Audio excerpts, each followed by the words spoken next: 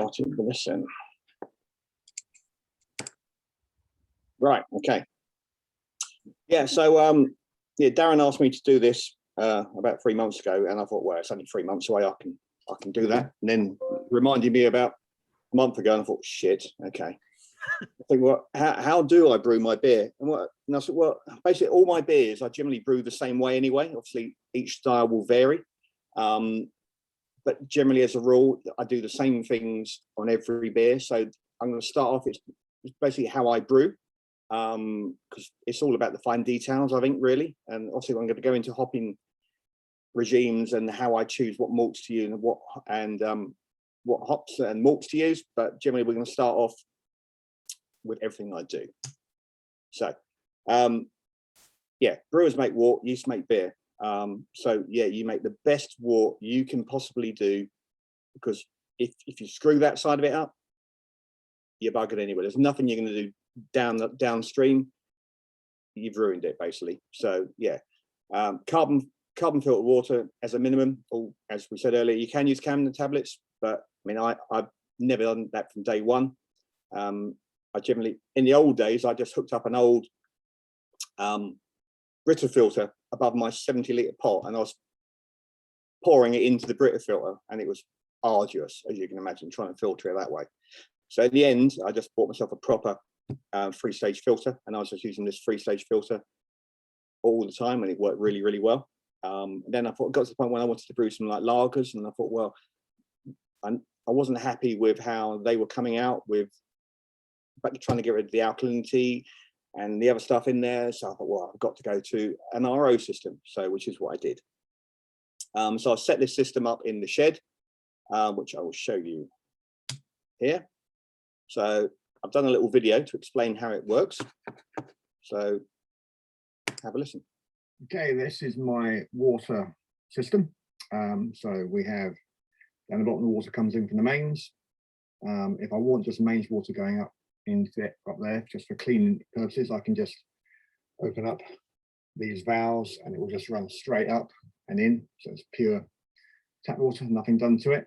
But generally, it's always, the first one is closed off generally. So it's forced through a 3-stage filter, sediment filter, and then 2 carbon filters. The second one just been a bit finer. Then I've got the option of it goes back down and in. And if I want just to run filtered water into the HLT, actually that goes up. So I've just got normal tap water, just really clean, really fine, chlorine taken out, sediment taken out. So for stouts, etc., that is generally what I do. But even though with stouts, I generally blend it with some RO. So once it comes in here, it's forced. When that's open, it's forced into the RO, and then go down into here and up. So the beauty of doing this is that I can use either my bog standard tap water for cleaning, use filtered water or RO, or a blend of both to do whatever style I need using brewing water. So yeah, that's how that works. I've been doing that for, I don't know, 6-7 years. I've had the RO system now, and using that and brewing water, it just works out so well every single time, because literally you're starting off with a blank canvas, and whatever you're typing into brewing water, and you put your malts in there, and generally the pH will come out practically spot on, or within 0.03 every single time. Sometimes you'll get it dialed bang on every time, but generally it's to the point where it's so close, I don't even need to use my pH meter anymore. I still do, because I'm anal. But yeah, it's remarkable how accurate that bit of software is. I know there are other softwares that people use that do the same thing, but I've always used brewing water, and it works out really, really well. For hoppy beers, for West Coast, I've been using the same profile for ages. There was a chat on a forum about 10 years ago that Vinny from Russian River, he stated what he was using for his West Coast beers, and so I've been copying that every time. To go into that in a second. And for the East Coast, I've played around with a few, but now generally I'm using the Verdant profile. So yeah, so for East Coast styles, yeah, it's a verdant profile, which is like 95 calcium, 50 salt. That is sulfates and chloride. And on the West Coast, it's 76 calcium. That's the sodium, 18, 133 sulfate, 56 chloride. And that is what I do in West Coast pales, doubles, IPAs for the last 8-9 years. And it works pretty well, to be honest with you. Right, so IPAs or anything hoppy, you need to get as much flavour and aroma crammed into that beer as you can. Bittering additions, I generally want to pick up as much of the bitterness from the late side of the boil. Like I say there, if you're doing an IPA and you're putting 30 IBUs in as a bittering addition, you then only got like another 30 to play with downstream. So you're limited to how many hops you can put into the kettle to get that flavour in there. So generally, American Pales, I generally put 10 IBUs in. It's a bittering additions. IPAs are always under 20. Whiskey double IPAs, you can go as crazy as you like. I mean, my Death Star, my first water addition, I'm picking up calculated 65 IBUs. If you pump the Pliny clone recipe into Beersmith, it will tell you that that first edition comes out 135, which it doesn't, because actually Vinny has had it tested and it comes out at 80 finished. So yeah, the IBUs are never to be trusted anyway on any software. But you generally get an idea of when you're brewing what IBUs, what they say is how it will taste. Well, I certainly do anyway. So yeah, I try and get all the bitterness, as much of it as I can, downstream at the end. So that means I can just put as much hops in with 15, 10 minutes to go, and then chill down for a steep as well. For bittering, I mean, I always use a bittering hop like Magnum, low cadmium levels on it, so it's really soft bitterness. I know some people like using some bittering hops which are a bit more edgy, which have a higher level. But I don't like it. I find it a bit too sharp, astringent almost. And for me, I want a beer that I want to drink more of. Even I like a bitter beer, but it needs to be a smooth bitterness. So yeah, I go for the smooth style every single time. It's worked well for me. And yeah, and I love the old school style hops. Yeah, Columbus, Centennial, Chinook, Simcoe. I mean, around the 10-15 minute point, that is what I'm putting into the kettle almost all the time. I like that dankiness and citrus profile that they give, and then you can layer a really nice strong profile hop on top of it, which just blends in well with them other hops as well. So yeah, I always use them hops in the boil from 10-15 minutes, and then just pick out a different standout hop to use in the dry hop. Mosaic being a particular favorite of mine. Grain, right? Yeah, generally all my hoppy pales, I'm using the same profile every single time. If any of you have tried or brewed my Crossroads pale ale, it's just standard pale ale malt with 13% of Munich and some addition of acid malt, which I use in everything I brew for pH adjustment. For the IPAs, I'm splitting it generally with Pils and Pale and some Munich, but not as much as I would put into a Pale, because you've got more body there. You don't need as much Munich and acid malt as well. I very, very rarely use crystal malt anymore. I've gone off it big time. But obviously one of my standout beers I've always brewed from way back in the day was my double IPA Death Star, and that had caramel free in it. Only a tiny percentage, but it just gave enough body and that hint of caramel, which in a big old school double IPA I think works really, really well. Yeah, that particular beer was almost continually hopped. There was hops going in at 90 minutes. It was boiled for 90 minutes. I generally boil at 60 now, but that was done for 90 minutes. So I had a big addition at 90, And then there's hops going at 60, at 50, at 40, 30, 20, 10. I mean, I've got the recipe for this. You can see it later. I generally don't brew that style very often, but when I do, I always follow that profile of layering flavor in.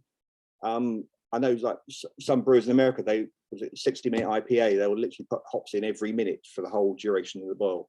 I won't go that far, but certainly every 10 minutes. I think it does layer some flavor in there, which you can't pick up just from like dry hopping by itself. The flavor that gets into the wort, I think from doing it that way, I think it's really, really, really, really good. Yeah, and the dry hop on this is only 7 grams per litre. And if you've ever tried that beer, it is a silly hoppy beer. But mainly a lot of that is coming from the additions that are going into the kettle. But dry hopping at 7 grams a litre is crazy low compared to modern standards. Yeah, East Coast is generally a blend of Pils malt and pale, with obviously wheat and oats making up the other 15%. That's what I do in generally my 15 sub 5% beers, like the one I'm drinking now. This beer I brewed and recorded what I did to show my process, so we can come on to that in a little bit. Yeah, acid malt again, I put it in everything, because generally the way I do it, I pre-acidify all my liquor in the HLT, so it's generally at 5.5 pH, which is the prime pH for sparge water. So I treat 1 lot of water. I'm not going to pre-acidify my mash liquor and then pre-acidify my sparge liquor to 2 different amounts. I just do it once and adjust the pH according to Brewing water with a small percentage of acid malt, which generally it works out. I'm putting in for a 20-litre batch, I'm generally putting in about 100 to 150 grams. And also, if you want to adjust your pH, I find for a 20-litre batch, if you put 100 grams in, it will bring it down by 0.1. So if you're hitting a pH of 5.6 and you want it at 5.5, you put 100 grams of acid malt in it, it will bring it down by 0.1. So if you 0.15 out, 150 grams, it will bring it down. It almost works every single time. It's pretty easy to work out.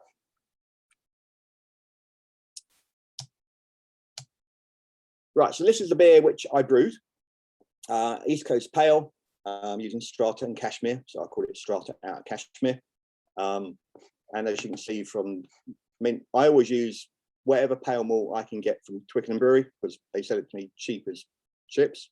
I'm literally picking up a 25 kilo bag from them for like 15 quid.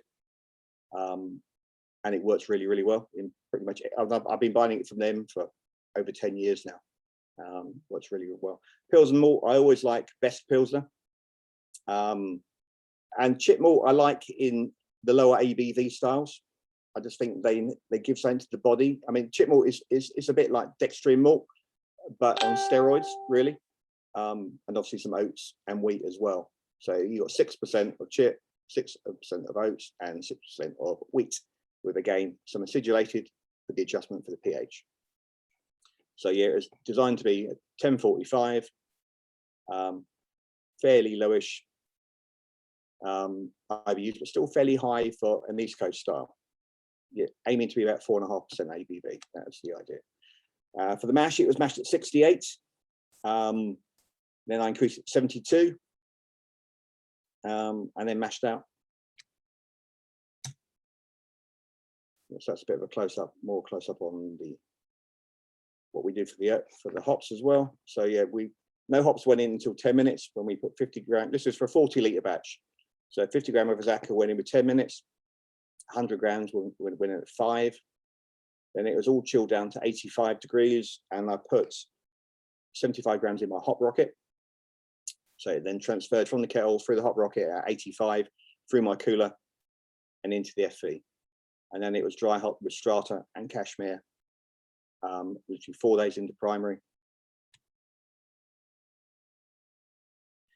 Yeah, yeast. I'm generally a big fan of White Labs. 001 is generally what I use most of the time.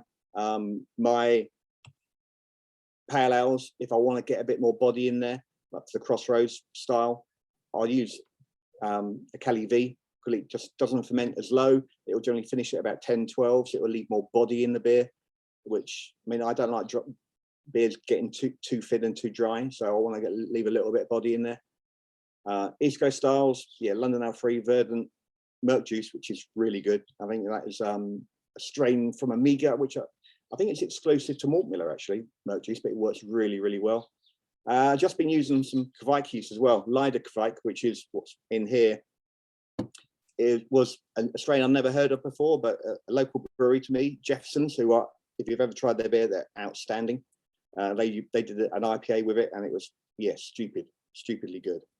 So I got some of that, and I've been propagating it and storing it and building it up every time. Yeah, it ferments really, really quick. It ferments at like 32 degrees. Yeah, I always buy one packet because I'm cheapskate, like we all are. Then I'll do a 3 litre starter, split it into 4, and then take one out for every brew, do another starter, grow it up for that particular beer. When I get to the last one, I'll do it again and then split them again. So I've got 4 more and go on and on and on and on. Yeah, yeast nutrient, very important. I put it in everything I brew.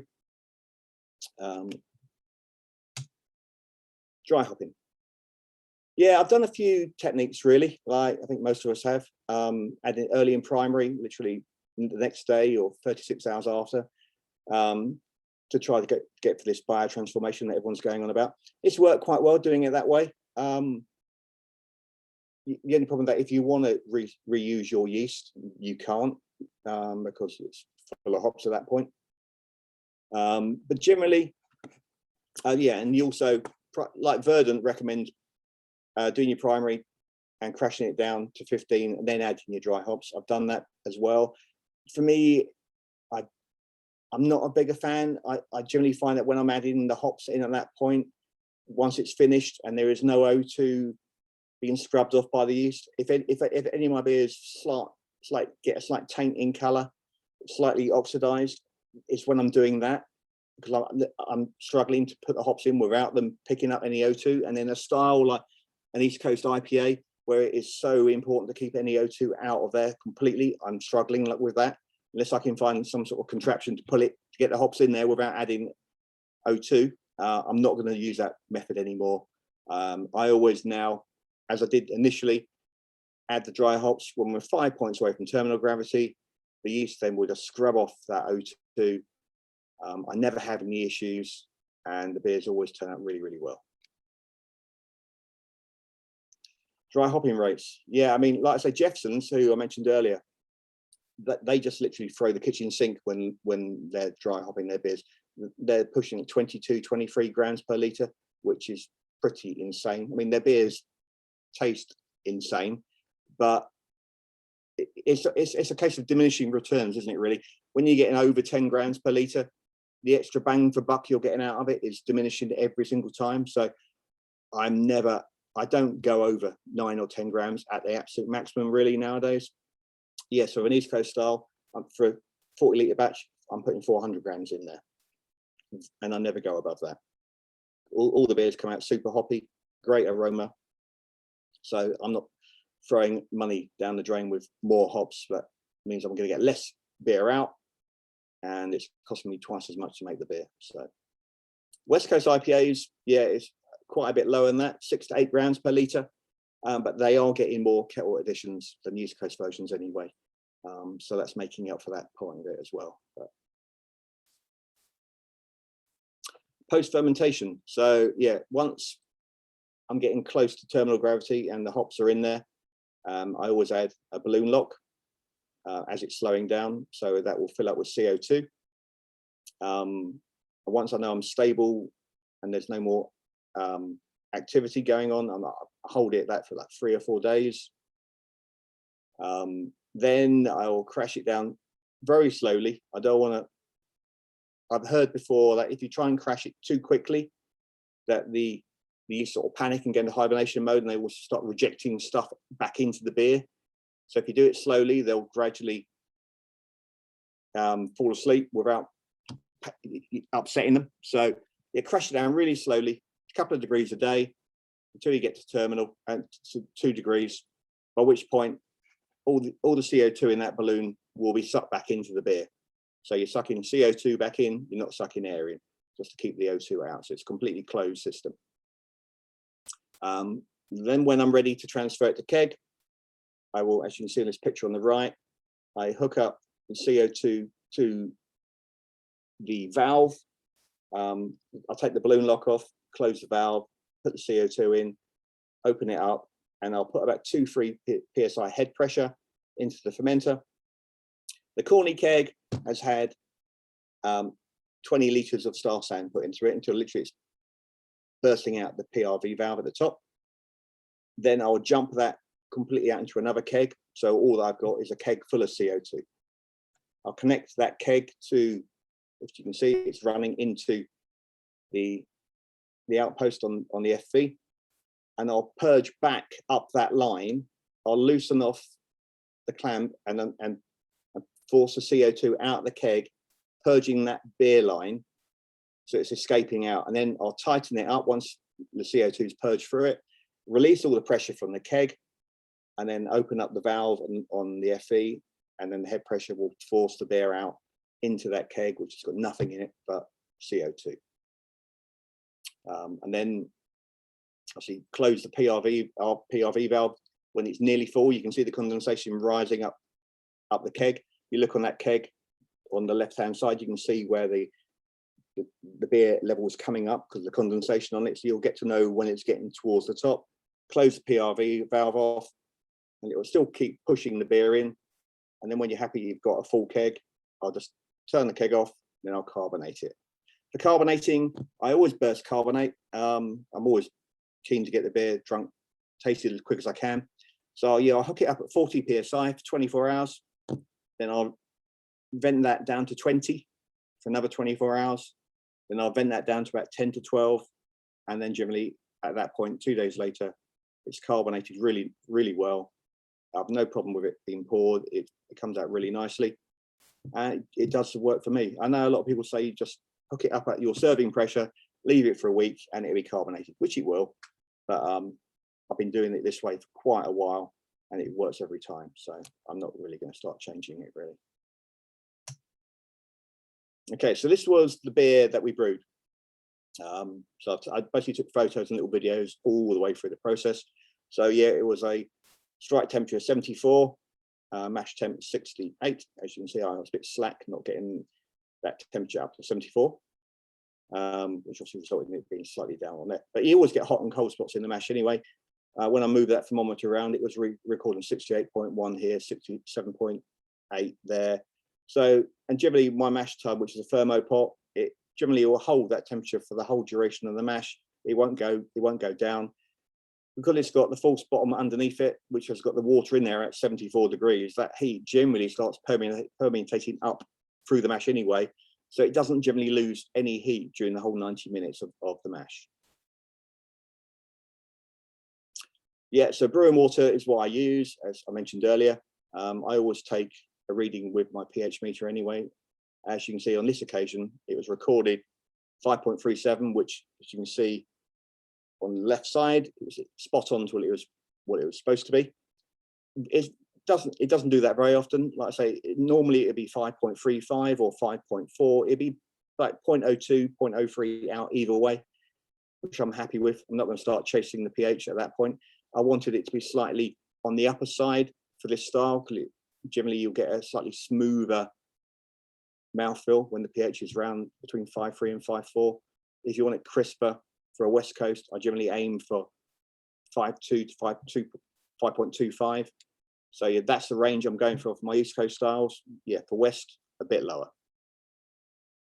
Like I say, you don't even need a pH meter. If you're using RO and brewing water, it's so accurate. It makes it almost pointless to test it, but it's something I do every time.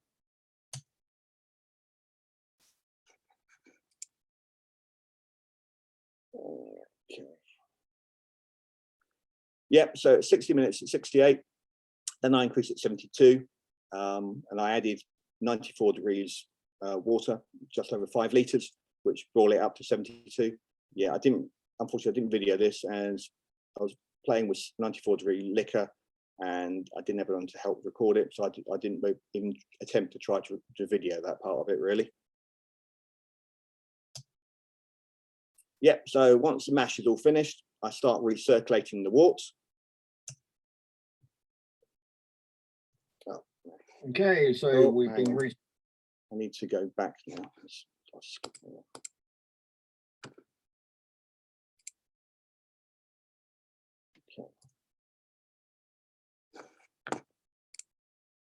Okay, so we've been recirculating now for 10 minutes. Hang on, then we need to go back one.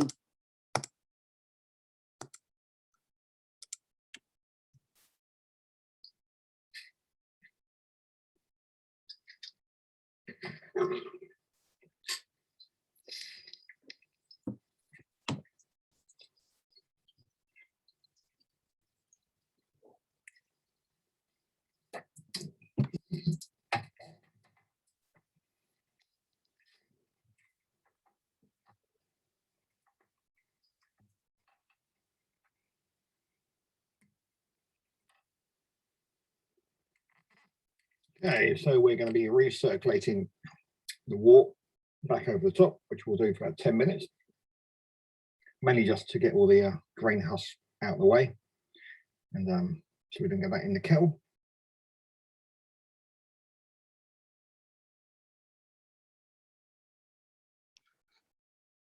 I'm normally pretty obsessive about getting clear wort, but obviously in this style, East Coast pale, it's going to be hazy anyway. But generally when I do this, it gets into the kettle and it's crystal clear, which is always satisfying, although I know it's not particularly important, but it just pleases me.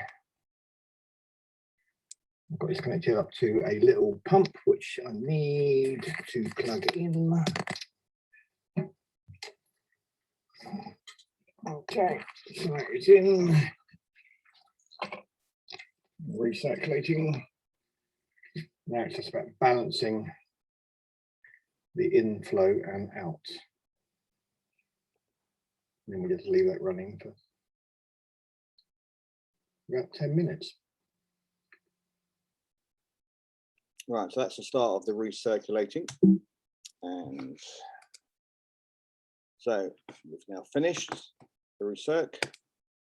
Okay, so we've been recirculating now for 10 minutes and it's looking a bit clearer, still murky, but there's no bits there now. So we'll now stop the flow into my underbank and we'll open the flow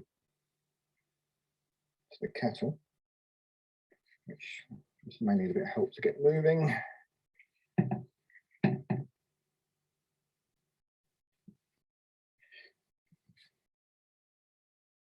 Once it gets moving, it'll be fine. Here we go. So there we go. We've got some nice clean wort. Again, I run it through belts and braces, a really fine bag, just in case there are any bits, it will get caught. So that is filling. Now I need to slow that down a bit. Slow that down. Get the sparge on the go. 75 degrees.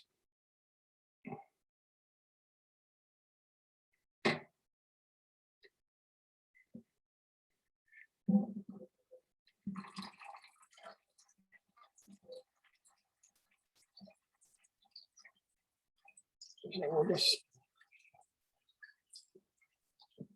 again slow that down to try and match the output and the input. And let that do its thing. We'll keep an eye on the pH of the sparge coming out. And, looking good. Okay. Okay, so we've been recirculating. Right, so that bag that I put in there, that's what it trapped.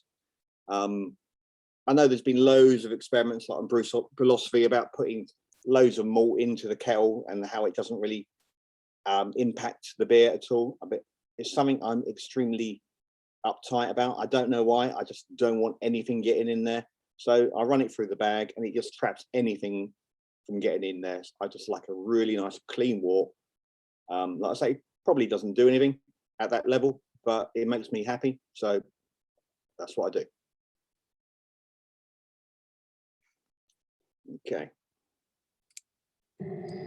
Okay, sparge all done. We are bang on target for pre-boil, which it was 14.9, but obviously it's getting warmer, it's expanding. Pre-boil gravity was on the button as well, 1037. So everything so far is going to plan. It's going to the boil. Nothing exciting happens till 10 minutes to go when the first lovely hops go in. So we'll see you then. Yeah, unfortunately, dinner got in the way at that point. So okay, sparge all done. We are bang on target for pre. Okay, I forgot to video the hops going in at 10 minutes and 5 minutes because I was trying to cook dinner at the same time. But the boil is over. We're now chilling water down to 85, which we are there now. So I'll turn that off. Now what I'm going to do once I put the phone down is load up the hop rocket with some more hops, and then we'll transfer it through the hop rocket into the fermenter.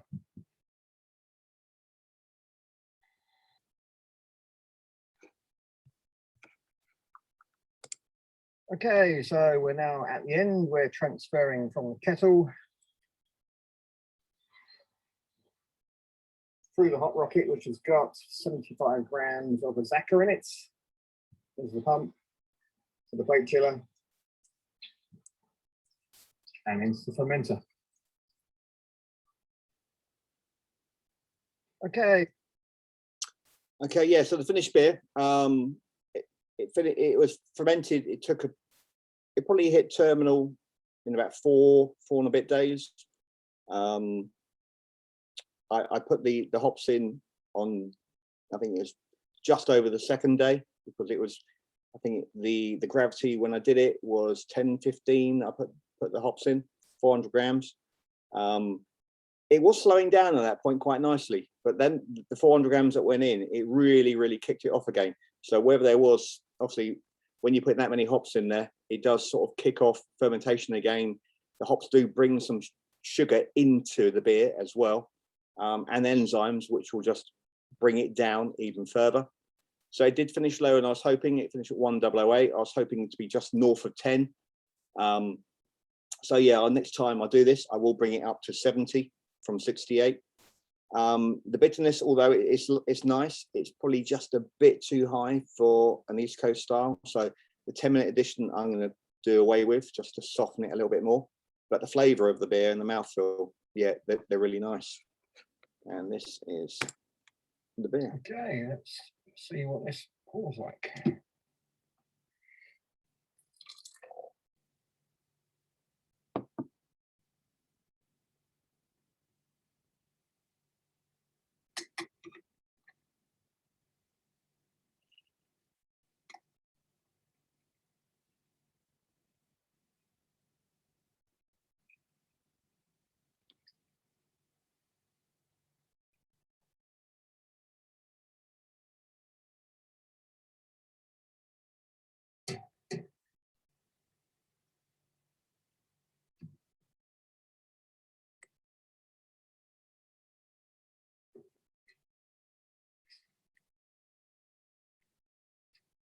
Cheers.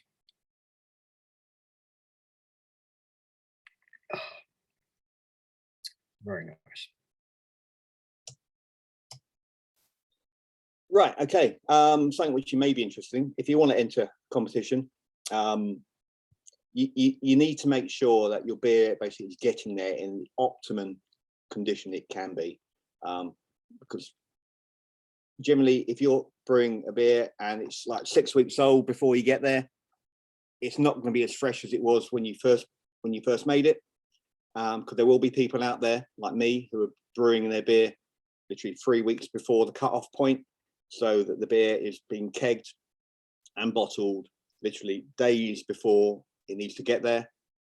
And whatever you do, get it there. If you can drive it down there, drive it down there yourself. I always try to send my beers cold, in like a little thermo box with ice packs in there. Get it as cold as you can. Try to get any advantage you can on anyone else. Let their beer sit there nice and warm, while yours is as cold as it can be, as fresh as it can be. just do anything you can to gain an advantage, basically. And if you brew a beer and you're thinking, crikey, I'm not sure if this should be in one category or the other category, stick it in both. I mean, I've done that before. Double IPA, my Death Star, when I first brewed it, insanely hoppy. And I kept drinking it for probably another 4 months. I still have some bottles which have been storing really cold. It changed character completely. It lost its initial top note, but the whole beer just rounded off into a lot smoother, still really bitter, hoppy, but not silly hoppy. I was thinking, well, it's such a good beer. I need to enter this beer into something. So I entered it into the UK Nationals and I put it in as American Strong. And I brewed that beer again, fresh as it could be, entered it as Death Star, and I called the other version Bigfoot. I didn't know there was a beer called Bigfoot at the time. And Death Star came second and the Bigfoot came first. So both beers, American Strong, double IPA, were judged in the same category, and I got a gold and silver out of it. And the one that won, it was the old beer. So even if the beer isn't as fresh as it can be, like I say, they can change, they can morph into something else. So yeah, don't be afraid to put the same beer into 2 different categories, because it works. And that is me done, unless you've got any questions for me.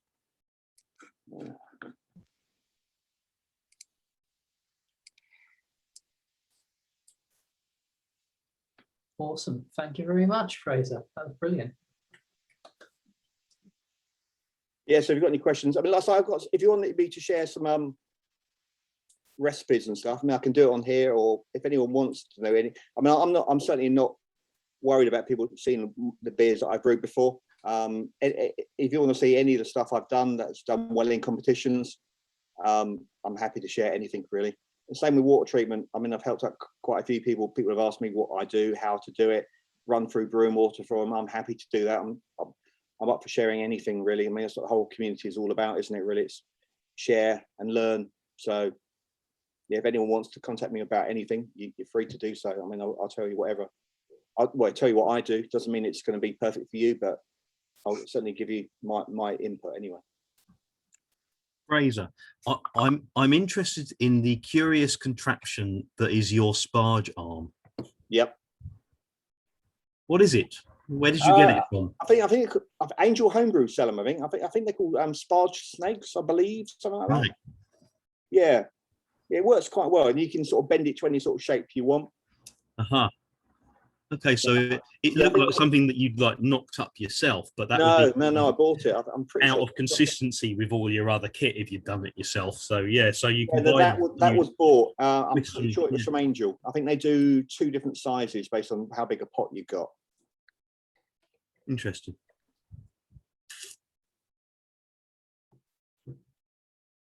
Fraser, that was great. Thank you. A quick question on yeast. Given the fact that you're dry hopping 5 points before you finish, does that mean that you never harvest and reuse? Or... No, I don't. As I said earlier, if I get a packet of yeast, I'll grow it with the 3 litre starter. I'll split it into 4. Then I'll take one of them when I'm ready to brew a beer, and I'll build another 3 litre starter and generally pitch that yeast into the beer. Yeah. I'll brew the beer again with another one. And when I get to the last one, I'll then grow that up and split it into 4 again. So I'm harvesting my yeast from the starter, not after it's gone through fermentation. I think it's more viability. It's less stressed out if it's taken from the starter yeast than after it's gone through fermentation. That's just the way I've done it. Yeah, I can skim it from the top if I want. I can harvest it from the bottom if I want, but I don't. I just do it that way. It's always worked for me. So.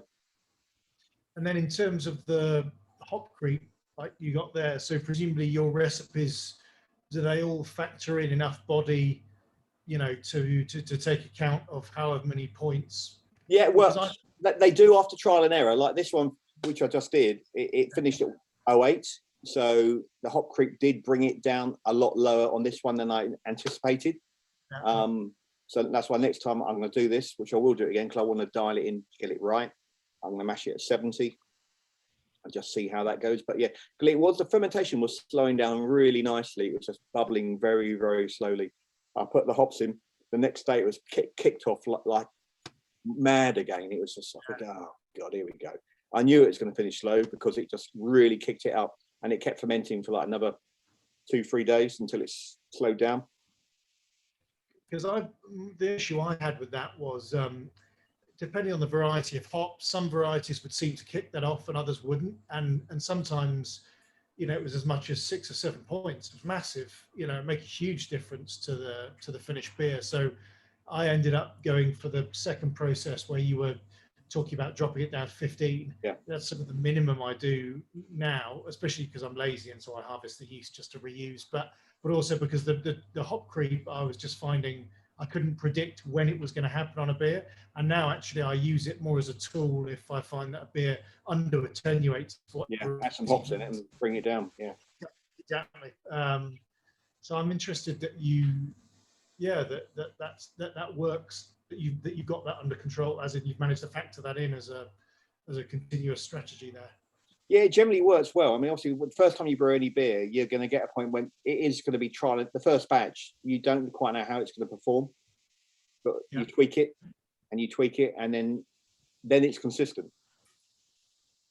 But yeah, I mean, I've tried it at 15, but every time I've done it, to me, I think it's slightly oxidized the beer, just slightly.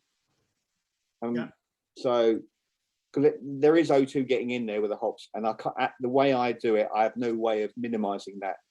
I don't have a little hop cannon at the top which flushes out the O2 from the hops, and then you can dump it in. I'd love that, but I don't have it, so I have to do it during fermentation just so it scrubs it off. And when you put in 400 grams in, it does kick it off again. But you're right, some hops varieties do have a bigger impact than others. Strata certainly seem to get it going again. Okay. So do you use a mixture of pellet and whole leaf? Because if you use a hop rocket, that's leaf, isn't it? It is. I generally always use leaf in the kettle. If I put pellet in the kettle, I'm getting less beer out because it will just sludge up to the bottom, and I can't get it through the filter. Yes, I always use leaf. The leaf acts as a natural filter anyway. And then it goes through the hop rocket, which has got leaf in again. I do sometimes. There are times when you can only get certain varieties at given notice in pellet. A lot of places only do pellet anyway, like Get a Brewed and wherever. They will generally do bulk prices on pellet hops, but you can't get bulk prices on leaf. But I'd rather use leaf in the kettle and pellet dry. That's my preferred way of doing it, because that way with leaf I can drain that kettle completely out, so there's nothing in there. If I do it with pellet, I'm going to lose about 5 liters. Yes, it's annoying, but there's nothing I can do about it. Yes, a leaf in the kettle, pellet for dry. That's the ideal way for me. Fraser, how long do you dry hop for? Generally, I would say 6 days. I mean, some beers like the double IPA, like Death Star, it's double dry hopped, and they'll be in there for like 2 weeks, and yeah, up to 14 days. I've generally, for that, I followed the same dry hopping technique that Pliny the Elder used, that they put in about day 7 and then day 11, and held it in there for 14 days. And I followed that regime, and it seemed to work really well. I know a lot of people say leaving them in for that length of time is not the greatest thing to do, but I mean, if Rush and River are doing it and getting good results, then who am I to argue with them? So, but generally nowadays, for pales and IPAs, they're in contact for no more than a week. And what sort of hopping rate are you talking about for the dry hops, or does it vary depending on? It generally varies on style, but generally I won't really go above 10 grams per litre. I just think that's excessive, and the beers that are coming out are incredibly hoppy anyway. Like I said, I've tried commercial examples when they've doubled that and some, and they are more hoppy, but they're not twice as hoppy, because it's diminishing returns when you get to that level. For every extra 100 grams you put in, you may be getting like 5% increase in hop aroma.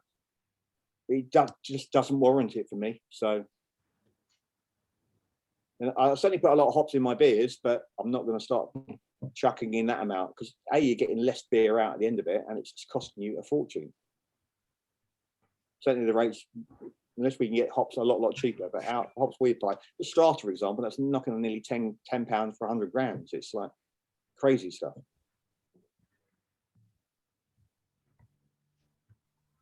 And to cool it down for a little bit before dry hopping, or to dry hop at the fermentation temperature.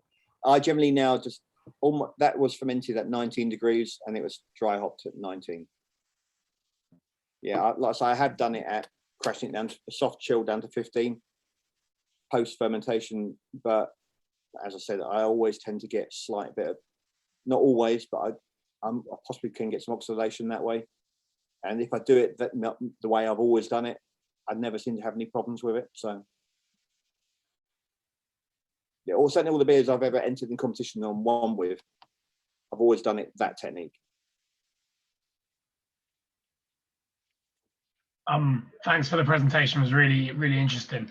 I read somewhere that a couple of blogs that were trying to push an argument that hopping in the boil at 10 minutes and 5 minutes was actually not a good use of flavor and aroma hops, but instead to put them in as a hop stand or a whirlpool at 80 degrees and just forego the 10 and 5 minutes at all. So you've got your bittering charge and then straight to the whirlpool. I'm wondering what your thoughts are on that. No, I find the opposite. I mean, every time I do a beer, which I'm layering hops in at the end of the boil, I'm getting more flavour in, not aroma, I'm getting more flavour into the beer. Not the aroma you're going to get from your steep and your dry hop, but the actual flavour in the beer I'm picking up from them 10 and 5 minute additions. And if you're doing a big beer like a double IPA and you're putting them in there like 50 minutes, 40, 30, 20, 10, the flavour you're putting into that beer is incredible. So no, it's all subjective, isn't it? But for me, I think you get a lot of flavour by putting them in at that point. I do a steep down at 85 pretty much for all my hoppy beers, but I always want to put some in with 5 or 10 minutes to go as well. I just find that they lack, that you can get a really hoppy smelling beer, but you taste it and then the flavour's not there. But you get the flavour from the late addition in the boil, I find. Yeah, when I was doing pale ales for commercial sale, I did a couple which were all whirlpool hops and they were so one-dimensional. Yeah. The ones that had the 10 5-minute additions plus a whirlpool, sometimes not, they were just much more complex, better flavors, better everything. Yeah. Is that what happens with the like 40, 30, 20, 10, 50-minute ones, Fraser, then? Yeah, exactly. What are you getting from that layering that you're not getting from, say, 15, 10 and 5? You're just picking up so much. They just taste so much juicier and hoppier. They taste So locking into the wall. rather just smelling hops, you're tasting hops. I mean, Yeah, I found that, yeah. At the higher temperatures, some of the oils are going to get absorbed into the beer, whereas I think at the lower temperatures, something doesn't happen to them, or it could be some form of transformation or something because of the temperature. But yeah, you get a more flavorful beer, whereas if it's all late end, it's mostly aroma and not flavor. So I've noticed that the flavor is much deeper in the work when you're doing like late additions, but I say I've never tried a 50, 40, 30, 20. Just wondering what happens in your mouth or your nose when you're drinking one that's been hopped in that way. Does it all unfold, or is it one massive hit, or what's the effect? It's difficult to describe, really. I mean, when I brew my Death Star again, Steve, I'll send you a bottle. All right. I mean, thanks. Yeah, let me see if I can share that recipe, because it will show you what, because the quantity of hops that go in aren't stupid. They're just. I've been using the kernel hopping schedule, which is like 15, 10, 5 first work, and then steeping, and then dry hopping at very particular grams per litre, and it's working really well. But I'm interested to see what happens to make it even bigger. Right, can you see this recipe? Yeah. It's gonna So screen yeah, grab. so what we got, this is the Death Star. I've tweaked it a couple of times. It's essentially the same recipe though. So yeah, this time it was tweaked just so it was a 60-minute boil, not 90. But I kept the same IBU, so I just increased the initial. So it's got Magnum in there for 65 IBU. And then at 50 minutes, it's got 13 grams of Simcoe. At 40, it's 13 grams of Columbus. At 30, 18 grams of Pacific Gem, which is a really good underrated hop. It's got a slight woody character to it, which it's almost gives it a slight barrel-y complex. It's quite incredible, really. But used sparingly in small quantities, it can add some real nice complexity to the beer. Works really well in a saison. Okay, cool. Yeah, so you see it's got 60, 50, 40, 30, 20, 10, and then steep additions of Centennial, Nelson, Pacific, Gem, and Simcoe. And dry, Centennial, Galaxy, Nelson, Simcoe, and Pacific Gem again. But That's again, great. if you look at the quantities, they're not stupidly high by modern standards. But it's that layering of flavour, I think, that works really well. And you've got some punchy hops in there, but Galaxy and Nelson can be quite aggressive. If you go too heavy and too high with them, it can be quite a brash flavour. So you just need to tone them down to get the hit, but balance in with the others. So yeah, Centennial works really well. Pacific Gem again. Yeah, I mean, it worked so well, that beer. It's done awfully well. Every time I've used that in a competition, it's medalled. So I'm going to give it a whirl. I was going to ask you, when you're balancing those hops or blending those hops, are you doing them by oil composition or IBUs or generally IBU? Yeah, I mean, I'm looking to see the bitterness. Make sure I'm choosing the hops that they're not going to give a nasty bitterness, a soft, smooth bitterness. But the hop, well, certainly when I designed that recipe, which was a long time ago, I wasn't looking at the oil composition at all. Really, I had about 5 hops in the freezer, and like anything, I'm not going to say I designed this specifically because I knew what it was going to taste like. I had 5 lots of hops in the freezer. I was going to ask because it's massive. And I used them, and not being funny, I probably lucked out on the recipe. Okay. So there's no like magic. I just got really lucky. Okay, I was going to ask you that as well. How do you know? If I was designing this beer now, I mean, I certainly wouldn't be putting Carry Munich 3 in there, right? Because I'm not a big fan of crystal malts. I mean, but it works really well. I mean, obviously it's got sugar in there because you need a double IPA. It has to have sugar in there just to lighten the body. Otherwise, it end up like a barley wine. You want a beer. That beer is you want to drink it, have another one, then fall over.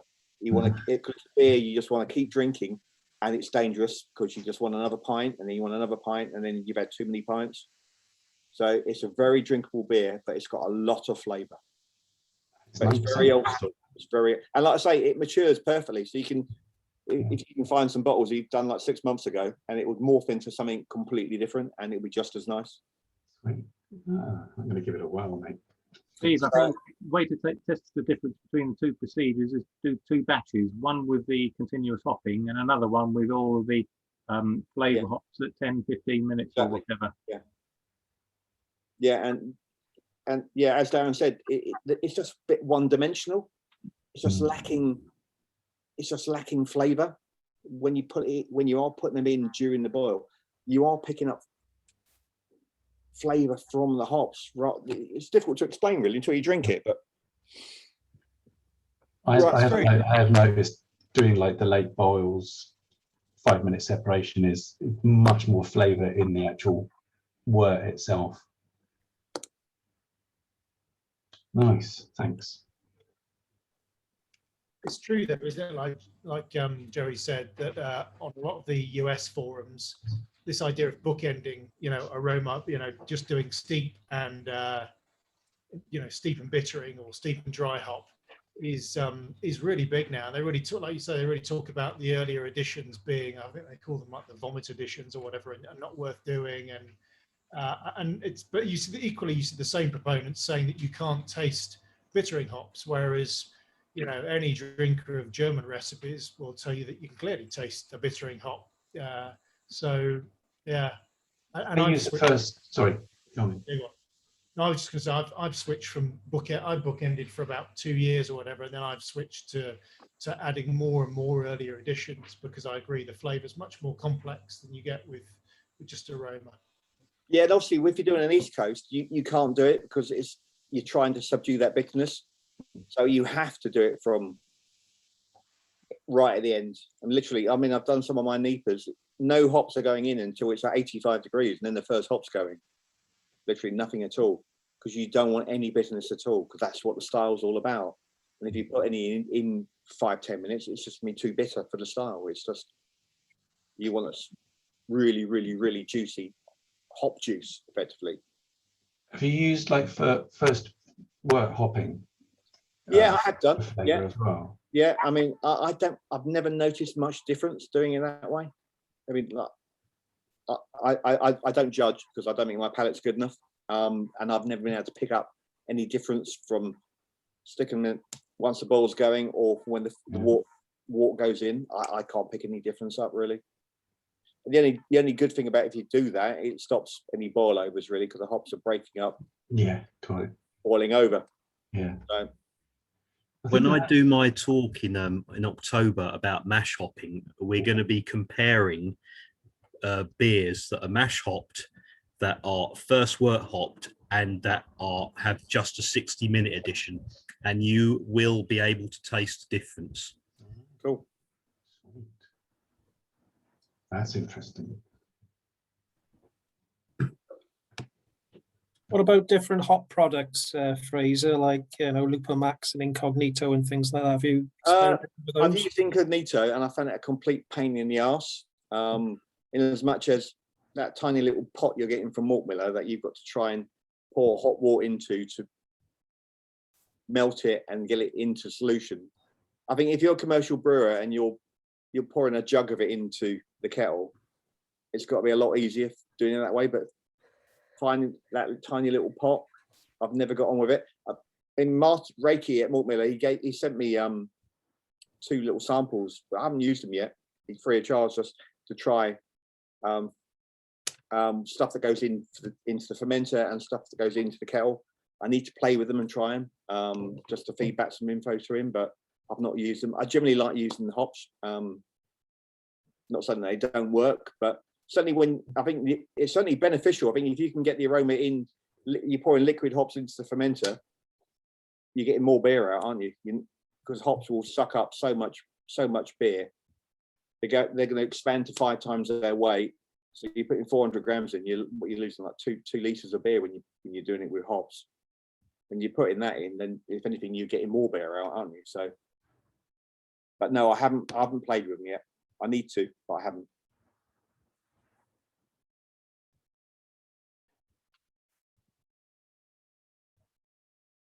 Fraser, another question from me. So when you're making these really hoppy beers, do you play around with your brew house efficiency to take into the account that you're going to be losing, so much more beer to the hop? Yeah, I do. Yeah, if it's a really hoppy, dry hop, then I'll make sure I'm putting probably 3 litres more into the fermenter, so I can still get 20 litres into a keg.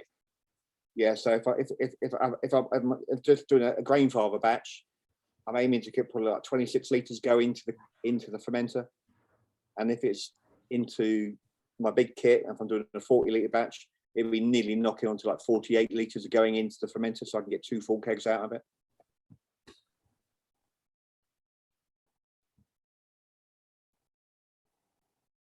Can I just ask you a quick one about the malt, about the acidulated malt? I've never used it. I usually use lactic acid. Did you say you used both? Or just I use phosphoric in all my water. So generally, my hot liquor tank will take 70 litres. And so I put 70 litres of RO in there, and I'll generally put just under 4 mil of 10% phosphoric, and that will generally bring it down to about 5.5 pH. I'll then factor that into brew and water. I'll put the grain bill in, and it will tell me what the pH is going to be. And generally, it's going to be a bit too high for what I want. And then I'll just put in like 100 grams and see what it brings it down to. And if it's still not enough, 150 grams until I get it to the pH level where I want it. So the pH, the acid malt is used for adjustment only, but it has other benefits as well. I mean, it's known to be really good for head retention as well.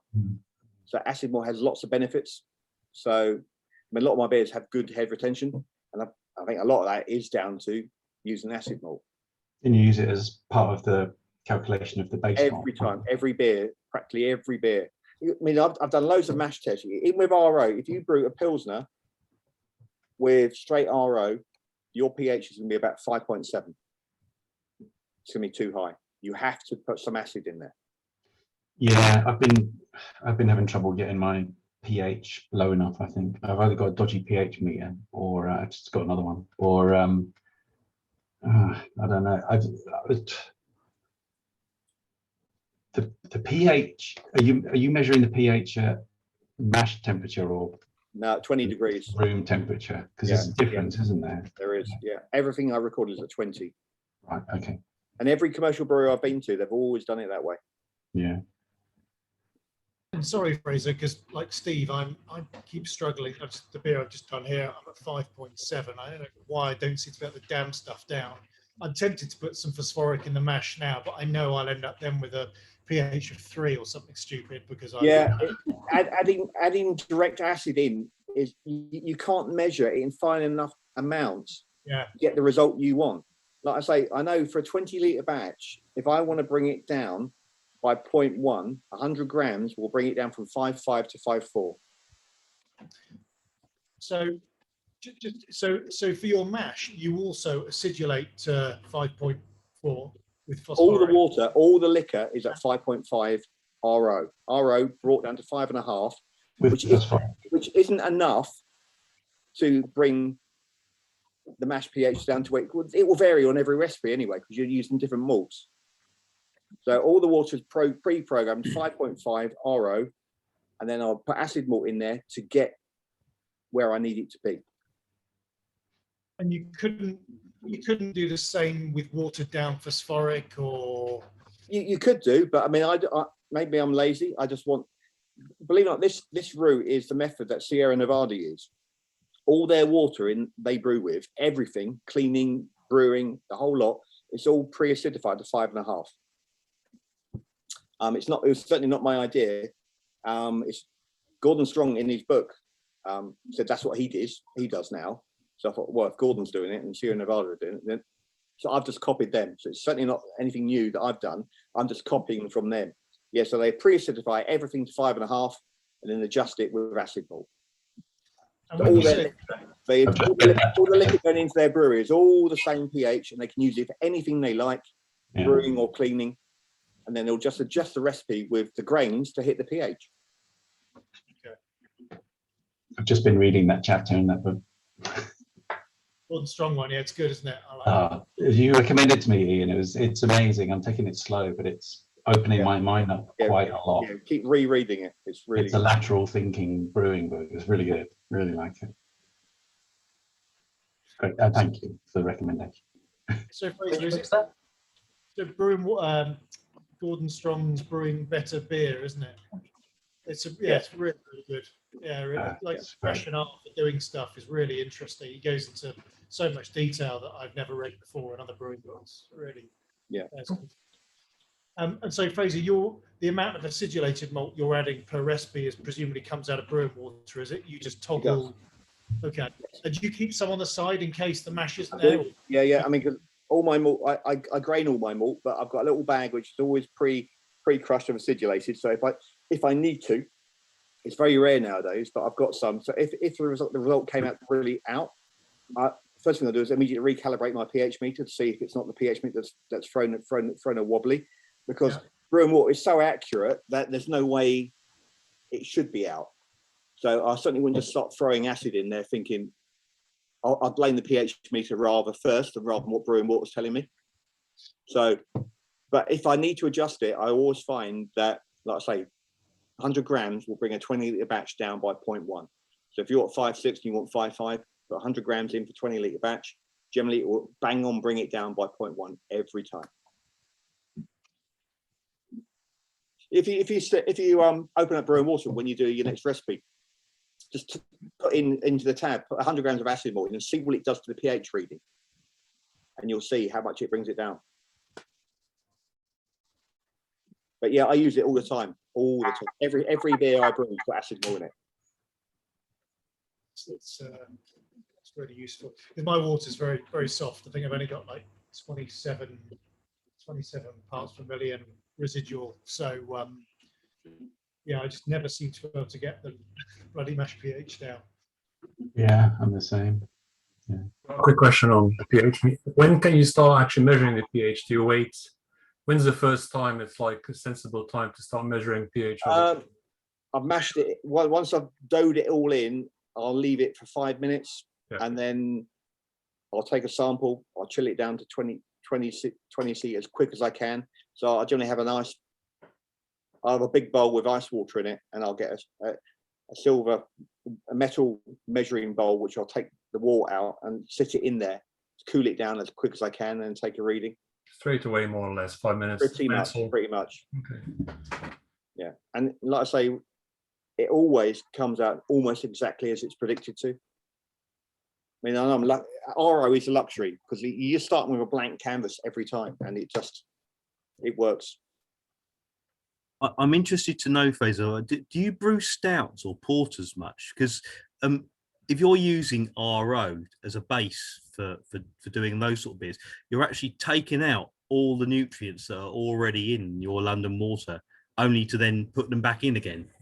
Yeah, but that is very true. But like I said, when I talked about my water system, I'll blend in RO and mains water, filtered mains water, to blend them together. And again, in brewing water, you can your RO, you can dilute it with RO at 40%. So you can dilute it with 40% RO, 60% base water. It knows what your base water is. It knows what RO is, and it will blend the two together and give you the result what it will be.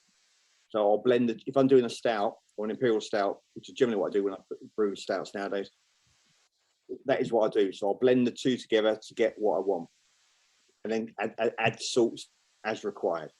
But it works it all out for you. Yeah, I use brewing water as well. The last stout that I did, I used water straight from my tap, no modifications, and I hit 5.4 bang on. That's with all the correct nutrients in. So I've taken to doing that with those sort of beers now. I just don't bother doing anything water treatment wise. Yeah. Well, that's why porters and stouts in London were brewed, weren't they? Yeah, exactly. London water is perfect for the style. So yeah, if you try and brew that down in Falmouth where Verdun are, there's nowhere they're doing that. Yeah, they've got no chance. They're bunging stuff in to try and get them levels up because they can't do it. The water's too soft.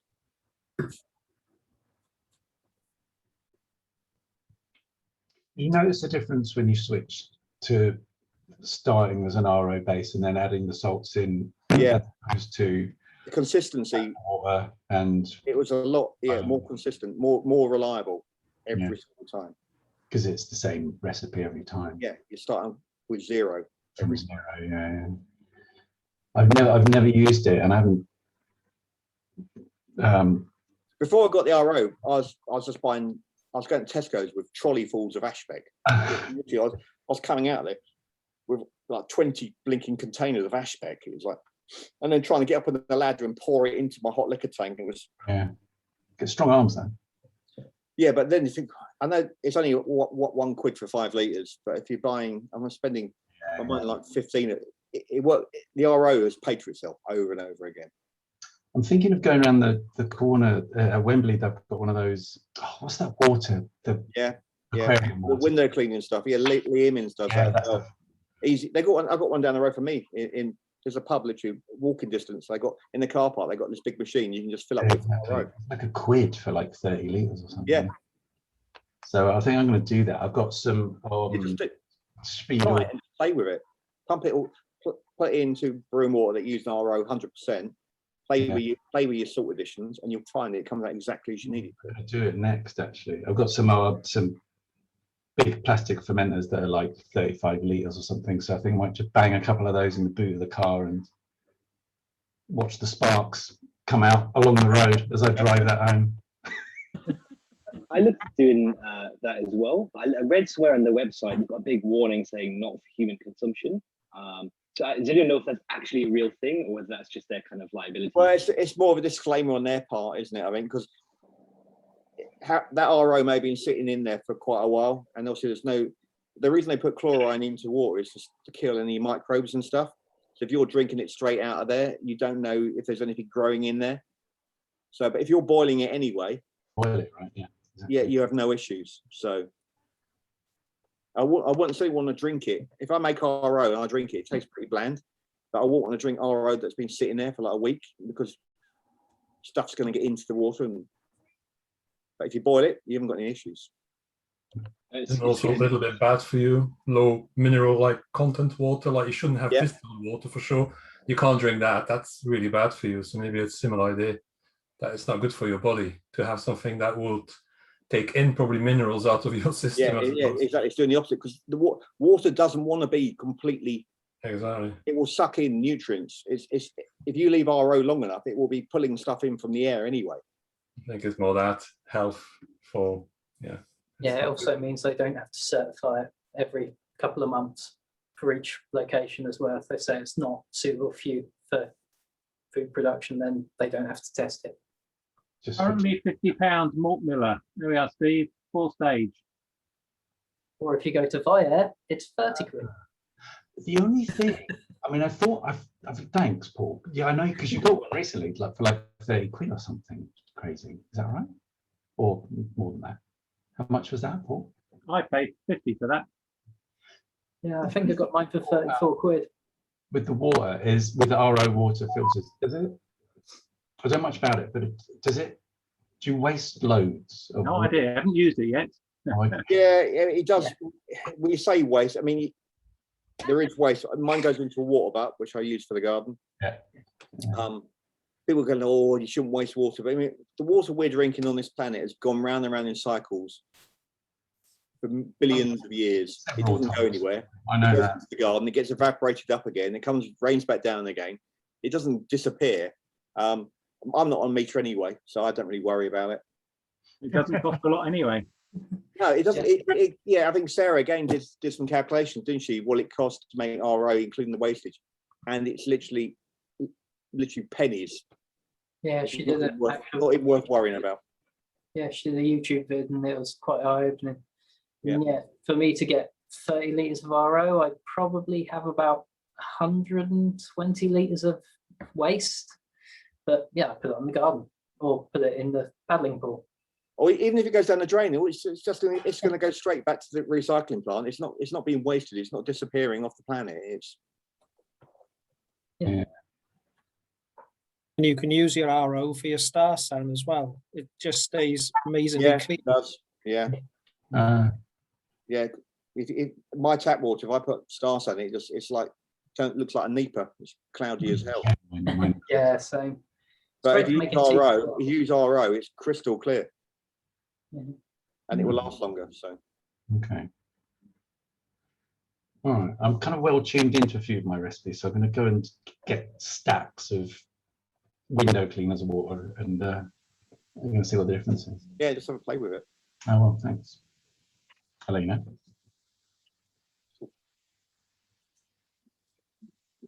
What about experimentation into Kveik, Fraser? I know you mentioned that one leader. Yeah, Lider. That's the first one I've used. Yeah, it's good. It's certainly quick, and it's such a clean flavor profile. And this particular one, it gives really stone fruit and grape aromas. So you get like peachy notes, white grape notes coming from it. I've never tried a commercial Kveik that I've really liked until I tried Jefferson's version they did with theirs. It's Amiga Lider. I think it was the strain. I got it from Malt Miller. Yeah, and it's amazing, and I've used it loads of times. I still keep growing it up. trying to get the pitching levels a bit tricky because generally for this one I underpitched it and it went off like a freaking rocket. Last time I did it, I built it up in a starter like I normally do, and it didn't go quite as well. So it does like being underpitched. So in that respect, it's different from normal yeast, but What temperature are you fermenting at? Then? 32. Yeah, it says it can go hotter, but I just did it at 32. And, yeah, it was like going crazy after pretty much almost as soon as I pitched it, really. And the next day, it dropped 20 points overnight. Yeah, it's crazy stuff. What are you storing when you've grown them up, Fraser? What are you storing your yeast? You know, the ones you're going to use in the future.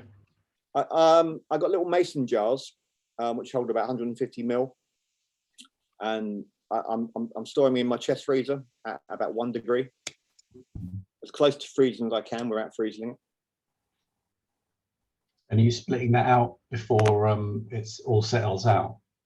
Yeah, so it will drop down to about that much of solid yeast at the bottom, and I'll decant off the worts. Okay.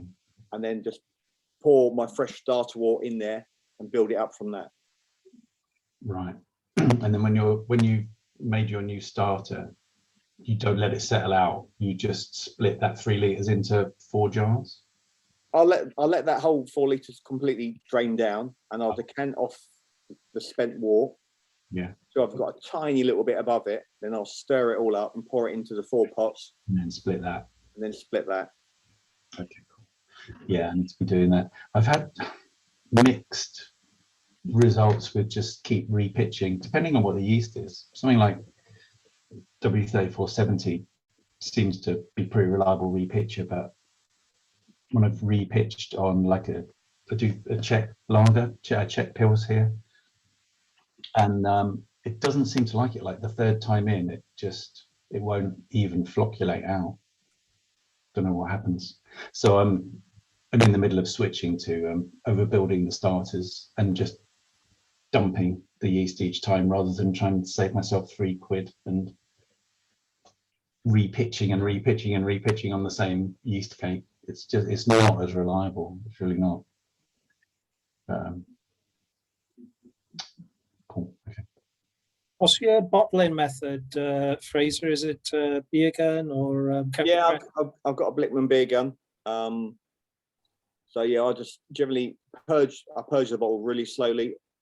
I tend to find that if you're trying to purge it too high a CO2 pressure, it just is kicking CO2 and air and mixing it all up. But if you purge it slowly from the bottom, it will slowly push the air out rather than just make it turbulent and mixing it all up. So I'll purge it really slowly, probably about 4 or 5 psi at the very most, and then push the beer down on top underneath that, and it seems to work fine. Do you get enough carbonation? I've got a beer gun as well, and I find that the length of the pipe tube, the line, sorry, is the word, the length and the inner diameter of that is bringing a lot of CO2 out of solution. So I'm finding it hard to bottle anything that's above 12 psi because it's even with everything chilled down. Have you? What I'll generally do is reduce the pressure in the keg right down to about 4 or 5. Yeah, exactly. So the pressure going into the bottle is really slow, and also get that beer as freaking cold as you can. Get it down to close to 0 as you can get it. I mean, it's going in at like the keg is usually like 2 degrees. Yeah, that should be fine. But yeah, I'm sure if the beer's at 2 degrees and the pressure going into the beer gun is like 4 or 5, and you're always going to get some foam coming out the top, which I'm not upset about because you've got a cap on foam anyway. I do it on top of a drip tray, and I spray it with Star Sand as soon as I've done it. Same, yeah. But all over the sink. Even like the wit beers I've just been doing, which are highly carbonated anyway. I mean, I didn't have any issues bottling them. So I did a couple of people, I think it was Guy and Ken, maybe doing the party tap version. 3/16, and those reducers that I was going to say that. made an amazing difference. I swear to God, I had the same 10 foot of like 3/16 with about where's the camera?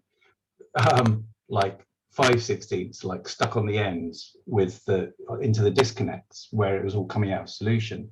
And I swapped in those two little ones on either end, and it's amazing. I swear to God, it's almost like counter pressure filling. I can put 15 psi into one of these guys, and it doesn't fob in the slightest, straight out of a party tap, down the side of the bottle. James Wilson was the other person who was pitching in on all of that.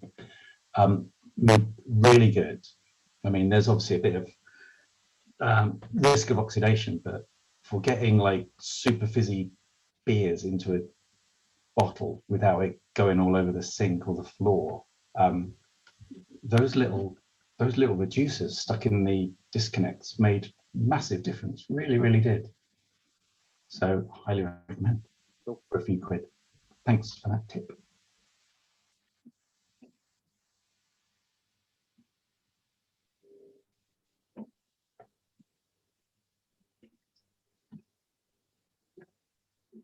Any more questions for Fraser? I've got one more quickie. How are you sanitizing and sterilizing those meters and meters of silicon hose that we saw at the end there? What goes into the cooling loop going into the fermenter? Yeah.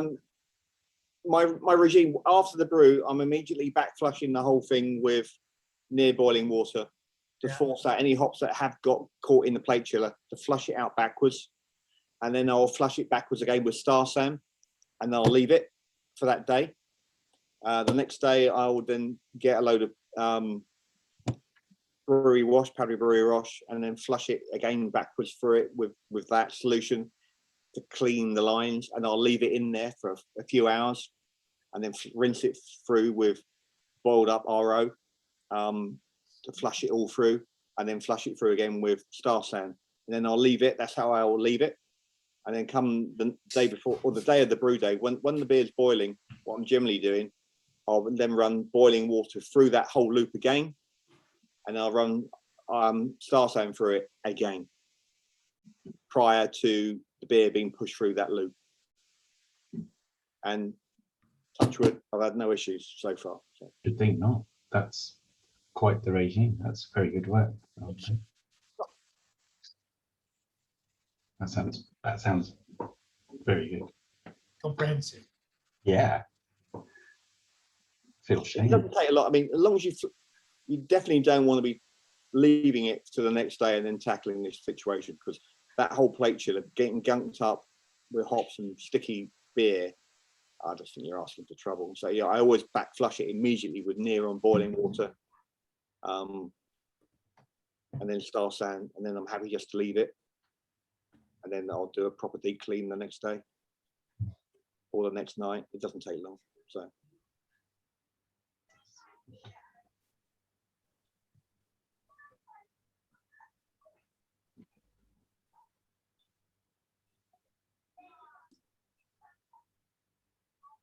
Cool. Thank you very much, Fraser. That was awesome.